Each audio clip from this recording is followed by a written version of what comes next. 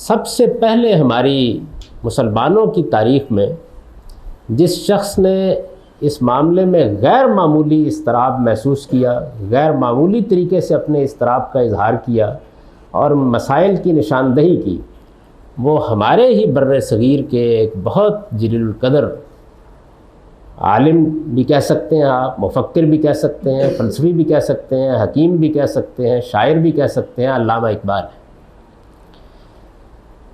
ان کی شاعری سے تو بہت لوگ واقف ہیں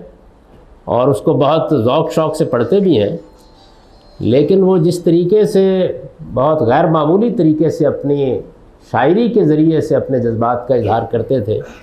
اسی طرح سے انہوں نے اپنے خطبات میں، اپنے خطوط میں، اپنے مضامین میں جو نثر میں لکھے گئے ان مسائل کو بھی موضوع بنایا ہے۔ ان کی جو مشہور کتاب ہے جس میں ان کے 6 لیکچرز ابتدا میں جمع کیے گئے تھے، بعد میں 7واں ایک لیکچر بھی شامل کر دیا گیا، ریکنسٹرکشن ریلیجیس تھاٹ ان اسلام، اس کا موضوع یہی، اور اس میں انہوں نے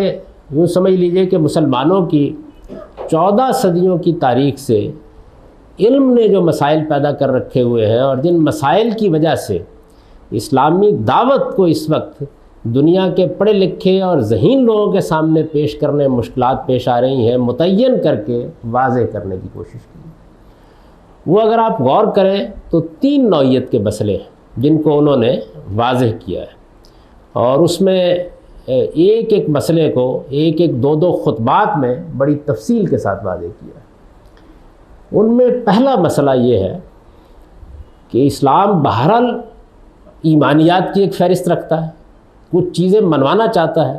یہ منوانا چاہتا ہے کہ اس پروردگار نے کائنات بنائی ہے، وہ اس کائنات کا خالق ہے، مالک ہے، یہ منوانا چاہتا ہے کہ انسانوں کے ساتھ اس کا رابطہ رہا ہے اور یہ رابطہ انبیاء علیہ السلام کے ذریعے سے رہا ہے، یہ منوانا چاہتا ہے کہ ایک دن سارے انسانوں کو اس پروردگار کے حضور میں جواب دہی کے لیے پیش ہونا ہے۔ تو یہ جتنے بھی ایمانیات ہیں، ان ایمانیات کو جس طرح سے ہماری مذہبی تاریخ میں ہمارے اہل علم نے پیش کیا ہے، اس کے لیے جو استدلال پیش کیا گیا ہے، جس طریقے سے اپنے اپنے زمانے کی ضرورتوں کے لحاظ سے ان کی وضاحت کی گئی ہے، انہوں نے اس کے اوپر اپنے عدم اطمینان کا اظہار کیا ہے کہ یہ تو درست ہے کہ اپنے زمانے کے لحاظ سے یہ ممکن ہے کہ یہ چیزیں بڑی مؤثر رہی ہوں، لیکن دور جدید میں منطق نے، فلسفے نے، علم نے، سائنس نے جس طریقے سے بے شمار حقائق میں تبدیلیاں پیدا کر دی ہیں، تو اس میں اب وہ طریقہ، وہ اسلوب، وہ انداز اور جس منطق پر وہ سارا کا سارا علم کلام کھڑا ہے، وہ کسی طریقے سے اگر آپ بہت ہی نرم لفظ استعمال کریں تو ناموزوں ہو گیا ہے، ریلیونٹ نہیں رہا۔ اس کو انہوں نے بیان کیا ہے بڑی وضاحت کے ساتھ۔ دوسرا جو بڑا مسئلہ ہے وہ یہ ہے کہ یہ دین جو اللہ تعالیٰ نے دیا ہے، اس کا کیا ہدف اور کیا مقصد ہے، کیا چاہتا ہے یہ دنیا میں،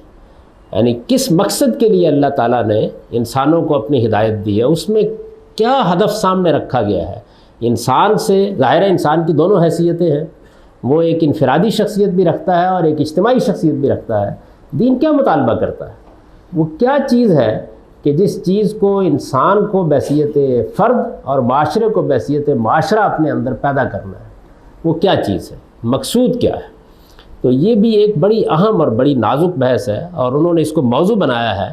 اور پھر اپنی طرف سے اس کا ایک جواب بھی دینے کی کوشش کی ہے، لیکن یہ بتانے کی صحیح بھی کی ہے کہ اس معاملے میں ہم کسی ایسی متعین اور واضح جگہ پر نہیں کھڑے، کیونکہ بڑی عظیم کشمکش ہے جس کے پس منظر میں علامہ اقبال اس صورتحال کا تجزیہ کر رہے ہیں، اور وہ کشمکش یہ ہے کہ ایک طرف ہمارے ہاں صوفیہ کی تعبیریں ہیں جن میں دین کا ایک خاص مقصد متعین کر کے بتایا گیا ہے اور دین کے تمام احکام کی اس کے لحاظ سے تشریح کی گئی ہے، اور پھر اس نقطہ نظر کو ہماری تاریخ کے ایک نہایت جلیل القدر عالم اور غیر معمولی شخصیت امام غزالی نے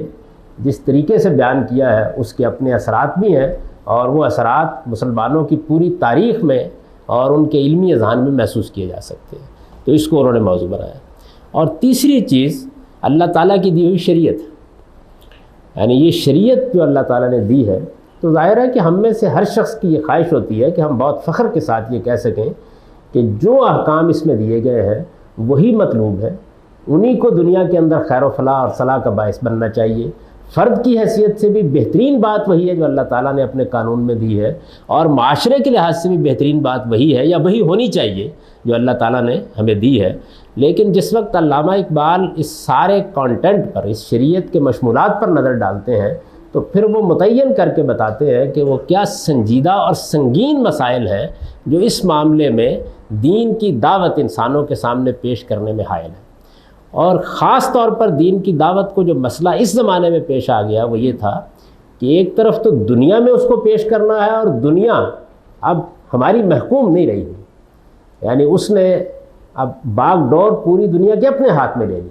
اپنا علم کلام وہ وجود پذیر کر چکی ہے، اپنا فلسفہ وجود میں لا چکی ہے، اپنے طریقے کے اوپر قانون میں بھی ارتقاء پذیری کے عمل سے گزر چکی ہے، اور بڑے فخر کے ساتھ وہ اس مقام پر کھڑی ہے کہ اس نے دنیا کو روشنی دکھائی ہے۔ تو اس کے مقابلے میں جب کھڑے ہو کے آپ اسلام کی دعوت دیں گے تو اس میں آپ کی شریعت اور شریعت کا جو کچھ بھی قانون ہے اس میں یہ مسئلہ پیدا ہوتا ہے کہ پھر اس کے بارے میں کیا ہم ایسی جگہ پر کھڑے ہو کے گفتگو کر سکتے ہیں کہ جہاں یہ کہہ سکیں کہ یہی صحیح ہے، یہی حق ہے، اور یہ صحیح اور حق جو ہے یہ اپنے معتقدین کے سامنے بیان کر دینا تو بہت آسان ہے، لیکن ان لوگوں کے سامنے کہ جو دین کے معاملے میں بہت سے سوالات اپنے ذہنوں میں رکھتے ہیں۔ اور جیسے کہ علامہ اقبال نے اپنے کتاب کے چوتھے خطبے میں بڑی تفصیل کے ساتھ اس کے پس منظر کے مسائل کو بھی بیان کیا ہے، جو ظاہر ہے کہ اگر میں چھیڑوں تو گفتگو زیادہ طویل ہو جائے گی، میں صرف اشارہ کر رہا ہوں۔ پھر دوسرا مسئلہ یہ پیدا ہو گیا کہ دین کی دعوت کے مخاطب خود مسلمان بن گئے، اس لیے کہ مسلمان نوجوانوں کے ہاں بھی اگرچہ معاشرتی لحاظ سے وہ اسی معاشرے سے تعلق رکھتے ہیں، دین کے معاملے میں نہ وہ فہم رہا ہے، نہ وہ اعتماد رہا ہے، اور نہ وہ صورتحال رہی ہے، وہ بھی در حقیقت مغربی تہذیب اور اس کے غلبے کے نتیجے میں پیدا ہونے والے بہت سے سوالات سے متاثر ہیں، مرعوب ہیں، بلکہ مجھے اگر اجازت دیجیے تو میں یہ کہوں کہ وہ ایک طرح کے ذہنی ارتداد میں مبتلا ہو چکے ہوتے ہیں، کیونکہ بہت سی چیزیں ایسی ہیں کہ جن کو وہ فخر کے ساتھ یا آپ کہیے اعتماد کے ساتھ پیش نہیں کر سکتے دنیا کے سامنے۔ تو انہوں نے ان مسائل کی طرف وہاں بھی اشارہ کیا، اور اگر آپ اقبال میوزیم میں جائیں تو وہاں ایک ان کے ہاتھ کی لکھی ہوئی تحریر موجود ہے جس میں انہوں نے ایک صفحے پر کسی موقع پہ ان تمام مسائل کی ایک فہرست بنائی، اور یہ بتایا ہے کہ اگر مسلمان معاشروں کو کبھی اپنے نوجوانوں سے بات کرنی پڑی یا کسی جگہ اسلامی شریعت کے نفاذ کا مسئلہ پیدا ہوا، ظاہر ہے کہ ہونا چاہیے جب بھی کبھی مسلمان معاشرے حکومت کی صورت اختیار کریں گے تو یہ مسئلے ہیں جو ان کو پیش آئیں گے، تو ان مسائل کی انہوں نے نشاندہی کی، اور اس میں خاص طور پر یعنی میں صرف اس وقت فہرست کی حد تک آپ سے عرض کروں گا کہ جو زیادہ سنگین مسائل ہیں اور جن کو انہوں نے نمایاں کرنے کی کوشش کی، ان میں ایک بہت بڑا باب عورتوں کے بارے میں احکام کا ہے۔ کیا یہ واقعہ ہے کہ ان کو سوسائٹی سے الگ کر دیا گیا ہے، ان کا دائرہ عمل گھر ہی کو مقرر کیا گیا ہے، ان کے لیے یہی ضروری ہے کہ وہ اسلامی احکام کی پیروی کرتے ہوئے بالکل اپنے آپ کو پردے میں بند کر لیں، ان کے لیے باہر نکلنا صرف ناگزیر ضرورتوں ہی کے لیے جائز قرار دیا گیا ہے؟ یہ ایک مسئلہ ہے، اور یہ مسئلہ اگر قدیم زمانے میں زیادہ اہم نہیں تھا تو اس زمانے میں بہت شدت کے ساتھ پیش ہوتا ہے۔ قانون کے مسئلوں میں کیا یہ واقعہ ہے کہ ان کی گواہی نہیں لی جا سکتی؟ جو اسلام میں شریعت میں حدود قائم کیے گئے ہیں ان میں اگر وہ کسی وقت گواہی دینے کے لیے کھڑی ہو تو ان کی گواہی کو محض اس وجہ سے رد کر دیا جائے گا کہ وہ عورت ہے؟ کیا اگر کسی موقع کے اوپر کوئی قتل کا معاملہ پیش آ جاتا ہے تو وہ مردوں کے برابر نہیں ہے؟ ان کی اگر دیت کا معاملہ پیش آئے گا، بلڈ منی کا معاملہ پیش آئے گا تو وہ آدھی لی جائے گی یا کم لی جائے گی یا زیادہ لی جائے گی؟ اسی طریقے سے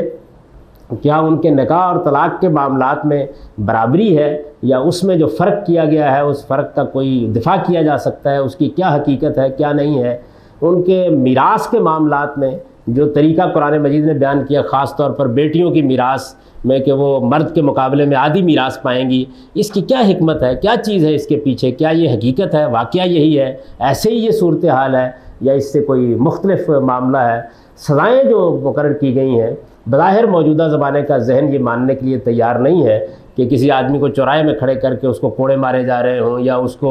قتل کیا جا رہا ہو، یا اس کو سنسار کیا جا رہا ہو. یعنی اس کا تصور کریں تھوڑی دیر کے لیے کہ آپ کسی چورنگی میں کسی مجرم کو سزا دی جا رہی ہے اور آپ میں سے ہر شخص نے ہاتھ میں پتھر پکڑے ہوئے ہیں اور اس کو مار رہا ہے. یہ کیا ٹھیک ہے؟ یہی منشا ہے، مقصود ہے. ہم اس کو پیش کر سکتے ہیں دنیا کے سامنے اور کہہ سکتے ہیں کہ یہی درست طریقہ ہے. کیا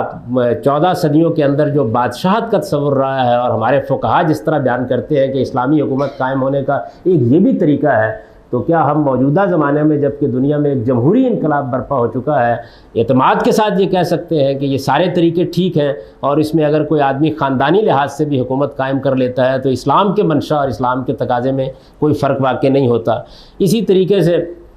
کیا یہ صورتحال ٹھیک ہے کہ جو اسلام میں میراث کا قانون بیان کیا گیا ہے، اس میراث کے قانون میں بعض نہایت مزے کا خیز بظاہر صورتیں پیدا ہو جاتی ہیں جن میں اللہ تعالیٰ نے جو حصے مقرر کیے ہیں وہ کسی طرح ادا نہیں ہوتے، تو پھر ان کے معاملے میں کیا کیا جائے؟